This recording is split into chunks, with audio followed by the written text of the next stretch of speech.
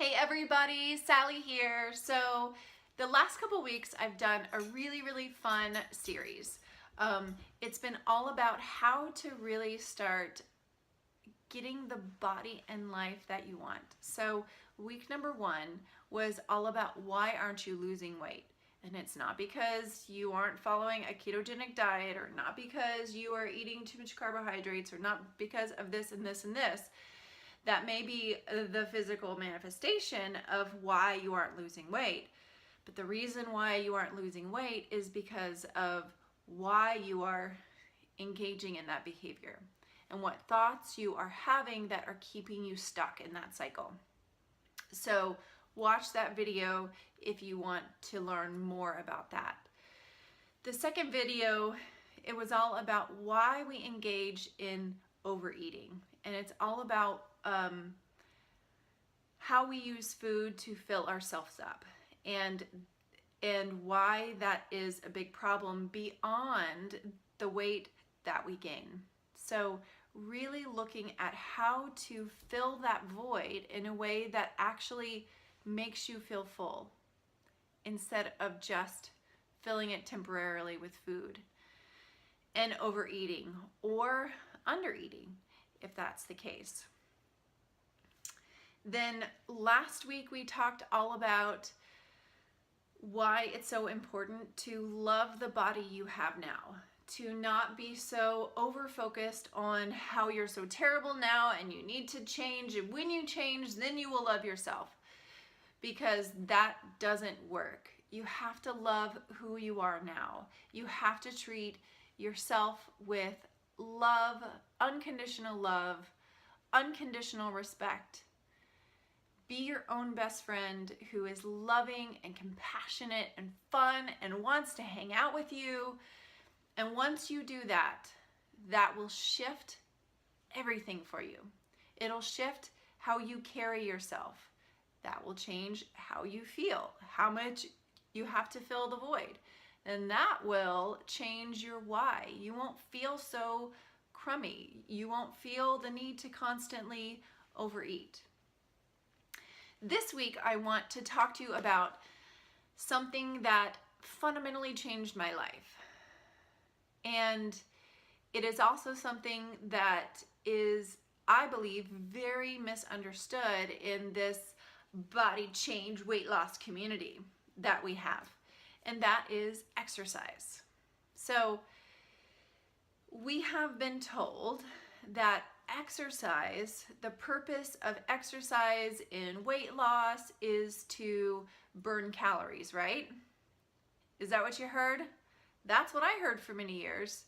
And I always wondered why I wasn't losing all this weight if I spent 3 hours in the gym doing a spin class and then doing weights and then running for 45 minutes. Why I wasn't losing weight if I was burning 1,000 calories or whatever the number was. The reason is because that whole calorie equation isn't necessarily true. Our weight loss is not a equation. It is a change in physiology. And there's so much that goes into physiology beyond calories in versus calories out. And so, and then also when we think about exercise by the number of calories that we burn, we create this whole dialogue in our head that is based on burning the food that we eat, getting rid of that food indiscretion, punishing ourselves for what we have done. And that keeps us, one, hating exercise and hating movement, because who wants to be punished the whole time? Who wants to do something for an hour that feels like punishment? I don't.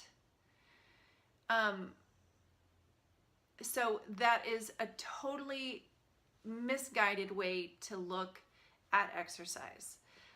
So the way to change your perspective about exercise is, one of them is that there is a physiological change that happens when you move. Your body does, our bodies are meant to move. Movement is the language of the cells. Movement allows messages to be moved back and forth. It allows our hormones to be regulated. It allows everything to work better. It increases our metabolism by increasing mitochondria, and I could totally go down that like nerd path, but I won't. I will stick to the basics about this. So it does change physiology.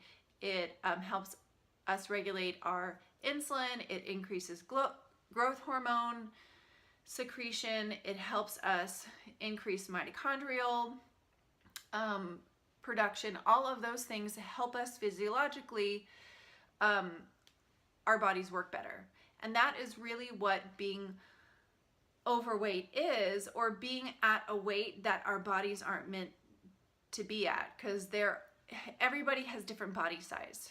And my normal body size is not what my neighbor's normal body size is, or my best friend. And so it depends on yourself. So our bodies have a default, and the default responds very well to movement. So that's one of the major important things about exercise. But more important than the hormones and the mitochondria and all of that stuff, more important than that is that exercise makes you feel powerful. It makes you feel so good. And it wasn't, that idea fundamentally changed my life. When I was able to exercise in a way that supported my good mental health, that made me feel good, that was reinforcing how strong and powerful I am, that is when I was really able to change all aspects of my life. I read a really great book recently. I actually listened to it because I listen to a lot of my books. It was called Presence by Amy Cuddy. And there was one part of the book where she talked about how we use our body, that the way our body is, the way we hold our body translates into how we feel. And this is actually backed up by research. And when I listened to it, I was like, because anecdotally, I had seen this idea both with myself and also with my clients, that when they started exercising and then backing up that positive movement, that big movement, that strong feeling, the tree poses and the weights and the running posture and the long strides of running and sprinting and being on the bike, all of those things are big, powerful movements. And she was saying that the research says that when we move our body in a way that is powerful, and that translates into us seeing our own power. And I had seen this for years, both with myself and then also with my clients, that when it stopped being about burning calories and it started being about feeling powerful and feeling good, they consistently worked out, they consistently moved, and they made good lifestyle choices.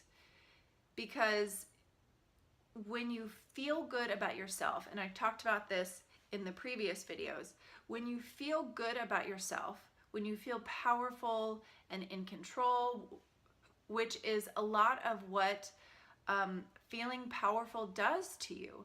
So much of our feelings of being insecure and anxiety and worry is because we feel out of control. And so exercise gives us the opportunity to feel strong and in control every day. And so that is why I tell all of my clients, do something that makes you feel strong every single day, and it'll change your life. So those are the two biggest reasons why exercise is so powerful.